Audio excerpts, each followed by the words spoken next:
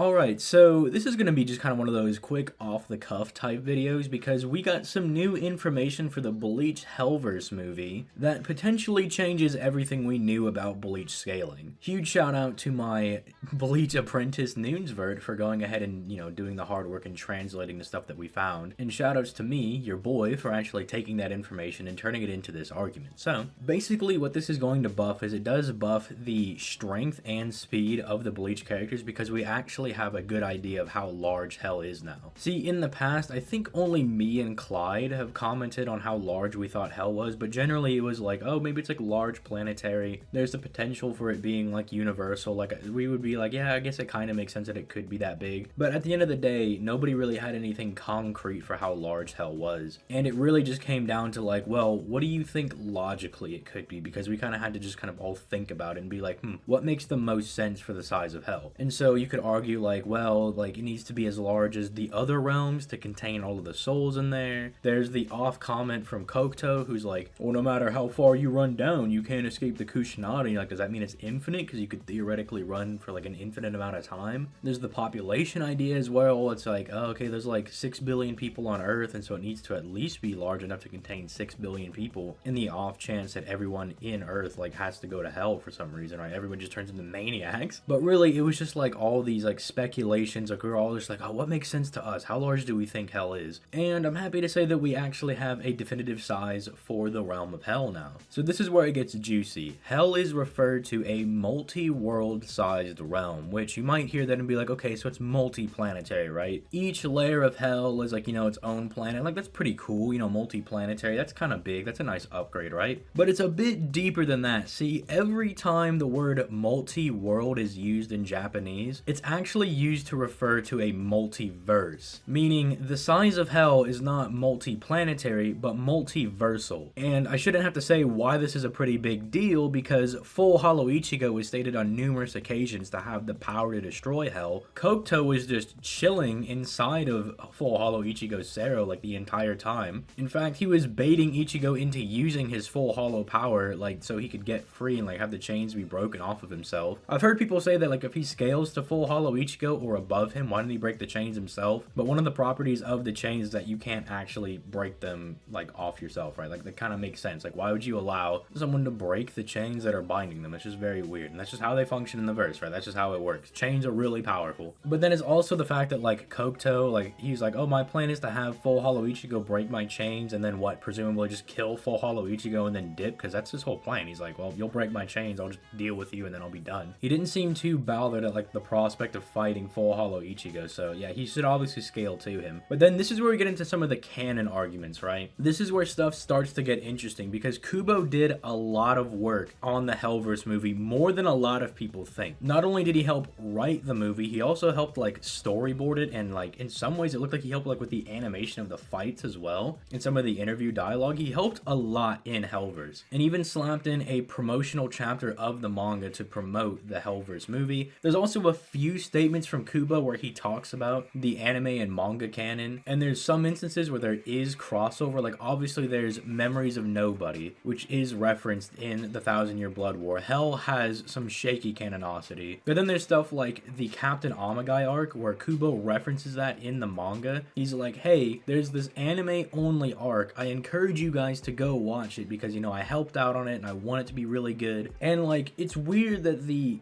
arcs that have the most questionable canonicity, right? Like, they're questionably canon, are the ones that you could probably fit easier into these arcs, right? Although it is a bit weird that they like put the Amagai arc like in the middle of the fight between Grimmjow and Ichigo. That was a little bit weird. But then stuff like the Reigai arc can fit in there. Then you have like the Bount arc. If anything, like stuff like the Bount arc, I know people hate it, but it does help the pacing of the anime, because instead of like, oh, we went to the Soul Society and immediately Aizen attacks, there's a little bit of downtime. Ichigo gets another arc to kind of get used to his new Shinigami powers. He gets to use his Bankai again and become a bit better at it. A lot of the anime filler does kind of help the pacing for the Bleach story, although some of the future filler arcs are placed at a bit odd places, but that's besides the point. What I'm getting at is that with Hellverse being questionably canon, right, this could bump up the power of Full Hollow Ichigo to being a multiversal being, meaning that like mid-series Bleach is like multiversal, and then everybody starts building on top of that. It is a ridiculous amp for the verse if you're going to argue it being canon. And even if you don't argue it being canon, right, there is the argument that Full Hollow Ichigo in the movie is portrayed to be the same power level that he is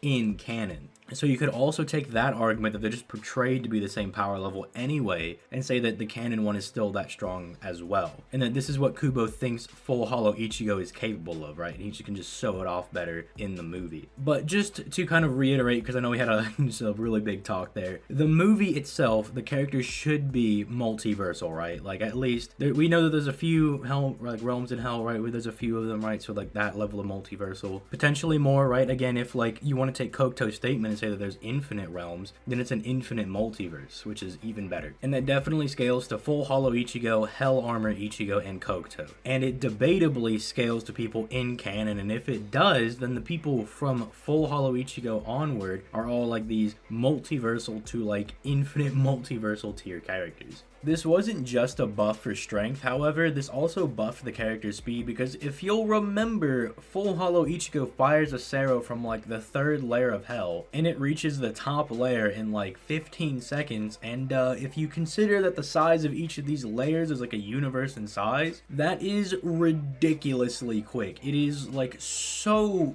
much faster than light. It's absolutely ludicrous. I'll throw the calcs up on screen, but you know the numbers getting to like insane levels when we gotta throw the E at the end there, you know what I'm saying? But then it's not just for Full Hollow Ichigo, because Bankai Ichigo also has a ridiculous speed feat, because towards the end of the movie, in about like 50 seconds movie time, he travels from the top layer of hell to the bottom layer where Full Hollow Ichigo fired his Sero originally. So Ichigo is also capable of traveling like at least 3 universes in like a minute, which again is pretty redonkulous, right? It's pretty freaking quick, man. And while it is very, very good for the movie characters, right, to be like multiversal and just like ludicrous amounts times the speed of light, it also really helps characters in that Arrancar Fate Car Kuratown arc, because right now they're kind of like comfortably like thousands of times the speed of light. There's a calc that puts like Shunsui and Jushiro at 77 times the speed of light, or 72, something like that. So it's like there's decent light speed scaling in that arc, but there's nothing like billions and trillions of times the speed of light. This is an absolute monstrous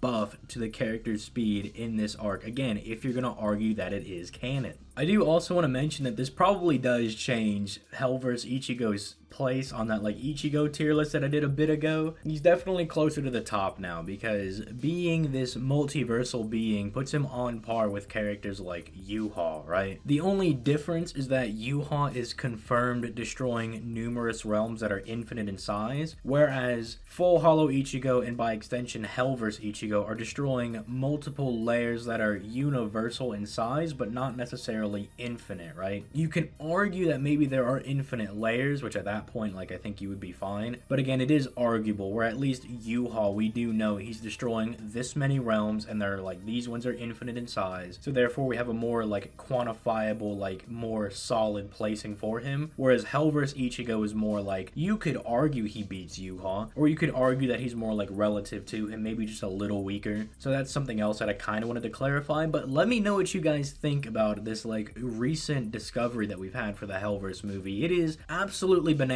that we just had this powerful guide for the Hellverse movie sitting here and nobody translated it. Nobody bothered to look at it. Or if they did bother to look at it, they were like, multi-world? They were like, huh, I guess that's pretty cool. But then it's like, no, that's used in multiverse theory. Like, that's not just, oh, multiple planets. Like, that's a big deal. So let me know what you guys think in the comments down below. Are you hyped? I mean, I know everybody should be pretty hyped because everybody loves this movie, and having a multiversal Full Hollow Ichigo is probably going to be very nice for a lot of people. Even if you can't argue that it scales back to canon, which again, I think it's debatable that you can argue it can scale back to canon. But even if you can't, you do have this uber powerful Bleach movie with these like just insane versions of these characters. Kind of like when Battle of Gods first came out for Dragon Ball Super, right? Like Dragon Ball Z had like debatably like Universe Soul, like Super Vegito and Kid Buu. But then they got Battle of Gods and they were like, alright, now we got multiversal characters with God, Goku, and Beerus. So it's like, although that movie was a bit more like concrete in it being canon since it was like an extension of Z, but you guys get what I'm saying. It's just a nice addition for the verse. But with all that being said, leave a like and subscribe if you enjoyed the video. Click that join button if you want to see old streams that I've done, if you want to see any debates that I will upload, or debates that I have uploaded already. If you're interested in any of that, I had a nice little debate with somebody about Zomari versus Ulquiorra, if that interests you. But with all that being said, I'm going to go ahead and get out of here. You guys have yourselves a nice day. Peace late, guys.